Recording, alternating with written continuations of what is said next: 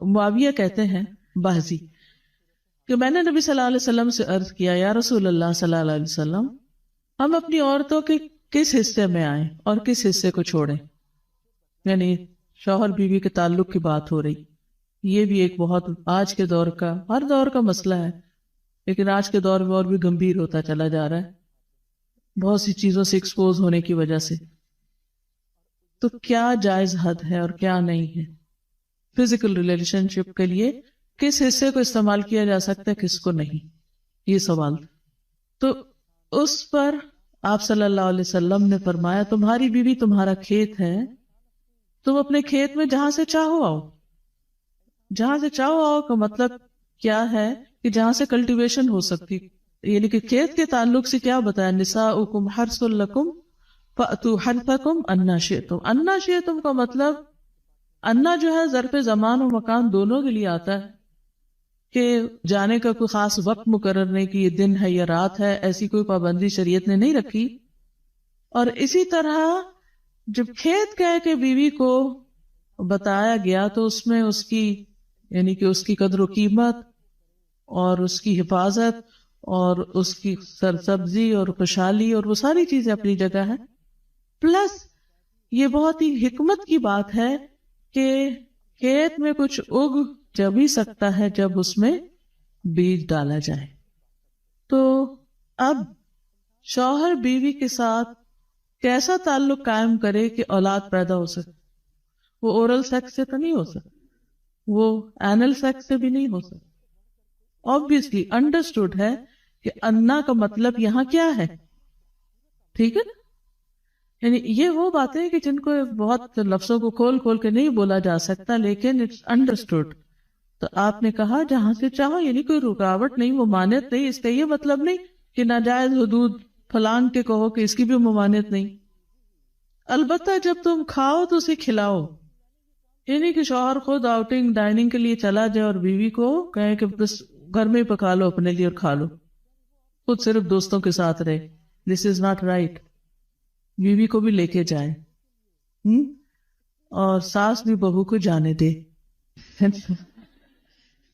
جب تم کھاؤ تو اسے بھی کھلاؤ، جب پہناؤ تو اسے بھی پہناؤ. کا مطلب یہ ہے کہ عید آئی ہے، اپنے لیے سوٹ لے رہے ہو تو بیوی کو بھی کچھ لے کے دو. یہ ہے ایکوالٹی ایک طرح سے. اس کے چہرے پہ نہ مارو، اسے گالیاں مت دو، ابیوز نہیں کر سکتے. اور اسے قطع تعلقی اگر کرو، یعنی ویسے تو نہ کرو لیکن اگر کرو تو گھر کی حد تک رکھو. کک آؤٹ نہیں کرو، گھر سے باہر نہیں پھینکو، گھر سے نہیں نکالو. کیونکہ بعض شوہر کہتے ہیں نا، فون پہ کہہ دیتے ہیں گھر چلی جاؤ ماں باپ کے، میں تب گھر میں داخل ہوں گا، آؤں گا ہی نہیں. یہ غلط ہے، ایسے نہیں کرنا چاہیے. اور یہ کیسے مناسب، یہ کیسے ہو سکتا ہے کہ تم اس کے ساتھ یہ سلوک کرو جبکہ تم ایک دوسرے کے پاس حلال طریقے سے آتے ہو؟ یعنی تمہارا ایک جائز تعلق ہے اور پھر تم اس تعلق کو اس طرح خراب کرو. تو بیوی کو مارنے سے متعلق جو قرآن اور حدیث کی روشنی میں جو حکم ہے وہ سامنے. پھر اسی طرح غلام کو مارنے کی ممانعت، نوکر کو، غلام کو، اس کو بھی نہیں مارنا چاہیے. ابو مسعود بدری سے روایت ہے کہ میں اپنے غلام کو کوڑے کے ساتھ مار رہا تھا کہ میں نے اپنے پیچھے سے آواز سنی، اے ابو مسعود جان لو. اور میں غصے کی وجہ سے آواز سمجھ نہ سکا، یعنی ایسے مار رہا تھا کہ مجھے نہیں سمجھ آئی کہ کس نے پکارا مجھے. جب وہ میرے قریب ہوئے تو وہ رسول اللہ صلی اللہ علیہ وسلم تھے اور آپ فرما رہے تھے جان لو ابو مسعود، جان لو ابو مسعود. کہتے ہیں میں نے اپنے ہاتھ سے کوڑا پھینک دیا تو آپ نے فرمایا جان لو ابو مسعود. یعنی آپ بار بار فرما رہے تھے اللہ تم پر زیادہ قدرت رکھتا ہے تمہاری اس غلام پر قدرت سے، یعنی جتنا تم اس غلام پہ قدرت رکھتے ہو اللہ اس سے زیادہ تم پہ قدرت رکھتا ہے، یعنی تمہیں مارے گا. کہتے ہیں کہ میں نے عرض کیا اے اللہ کے رسول صلی اللہ علیہ وسلم میں اس کے بعد کبھی غلام کو نہیں ماروں گا. اور بعض روایت میں آتا ہے کہ انہوں نے آزاد کر دیا. ابو عمر زازان سے روایت ہے، کہتے ہیں کہ ہم لوگ ابن عمر کے پاس تھے، انہوں نے اپنے غلام کو بلایا جسے انہوں نے مارا تھا. انہوں نے اس کی پیٹھ کھول کر دیکھی، کہا کیا تمہیں تکلیف ہو رہی ہے؟ اس نے کہا نہیں.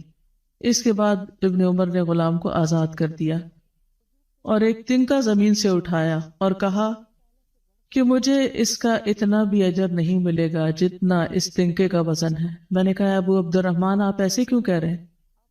انہوں نے کہا کہ میں نے رسول اللہ صلی اللہ علیہ وسلم کو فرماتے ہوئے سنا جو شخص اپنے غلام کو بے قصور یعنی حد شرعی کے علاوہ مارے یا اس کے چہرے پہ تمانچہ مارے تو اس کا کفارہ ہی کہ اسے آزاد کر دی. کفارہ ہے، اس آزادی کا ثواب کوئی نہیں تنکے برابر بھی.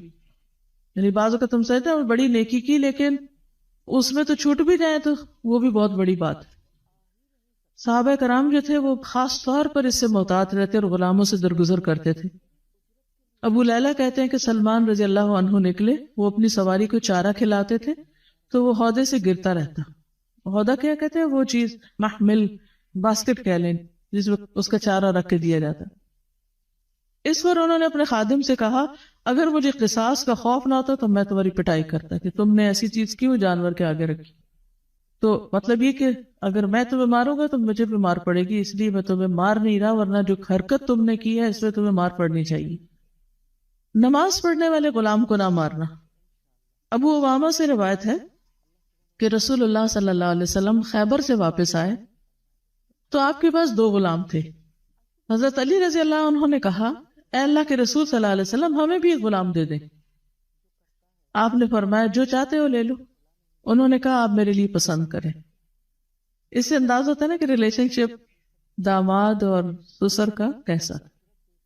آپ صلی اللہ علیہ وسلم نے فرمایا یہ لے لو، اس کو مارنا نہیں، کیونکہ میں نے خیبر سے واپس آتے ہوئے اسے نماز پڑھتے دیکھا ہے اور مجھے نمازیوں کو مارنے سے منع کیا گیا ہے.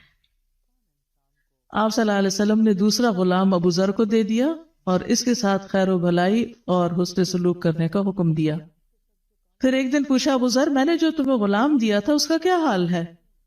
انہوں نے کہا آپ نے مجھے اس کے ساتھ خیر و بھلائی کرنے کا حکم دیا تھا تو میں نے اسے آزاد کر دیا. کہ میں وہ خیر و بھلائی کر نہیں سکوں گا تو بہتر ہے کہ میں